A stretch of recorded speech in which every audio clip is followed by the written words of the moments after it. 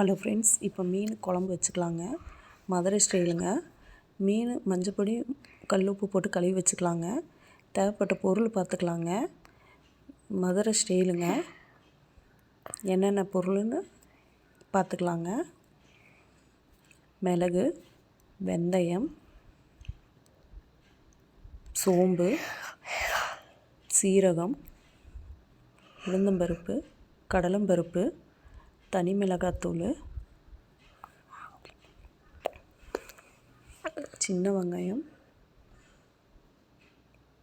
தக்காளி, பச்சை மிளகாய், மல்லித்தழை, தேங்காய், பூண்டு, கருவேப்பிலை, மீன் கழுவி வச்சுருக்குங்க. அடுத்து வறுக்கிற பொருளை பார்த்துக்கலாங்க. நல்லா வரமல்லி, கடலைப்பருப்பு, வரமிளகா நல்லா போட்டு மிக்ஸ் பண்ணிக்கலாங்க. நல்லா வறுத்துக்கலாங்க எண்ணெய் விடாமல். சீரகம், சோம்பு, வெந்தயம், குருமிளகு, துவரம்பருப்பு போட்டு நல்லா வறுத்துக்கலாங்க. கருவேப்பிலை எல்லாம் போட்டு வறுத்துக்கலாங்க. வறுத்து தனியாக அரைச்சி வச்சுக்கலாங்க. ஒரு கடாயில் எண்ணெய் ஊற்றி சின்ன வெங்காயம், சீரகம், தக்காளி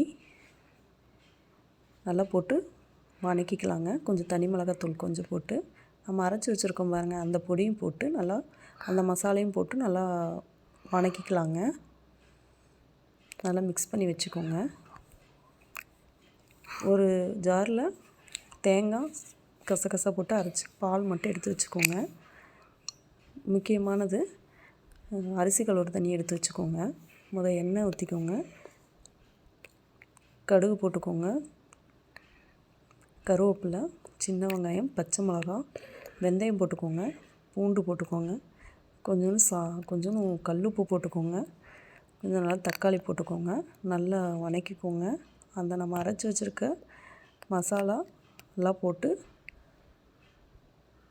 ஊற்றி அரிசி கழுவுன தண்ணி, புளி கரைச்சல் தண்ணி போட்டு நல்லா ஊற்றிக்கலாங்க.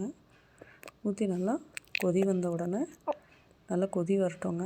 தேங்காய் பால் கசகசா போட்டு பால் மட்டும் எடுத்து வச்சுருக்கோம், அதையும் ஊற்றி கொஞ்சம் மீன் நல்லா கொதி வந்தோடனே மீன் போட்டு நல்லா மிக்ஸ் பண்ணிக்கலாங்க. ஒரு மிக்ஸிங் ஒரே கொதி தாங்க. ஒரு கொதி வந்தோடனே மல்லித்தலையை போட்டு இறக்கிடலாங்க. அவ்வளோதாங்க, ரெடி. மீன் குழம்பு ரெடிங்க. மதுரை ஸ்டைலுங்க. இதே மாதிரி செஞ்சு பாருங்கள், சூப்பராக இருக்கும். செஞ்சு பார்த்துட்டு சொல்லுங்கள்.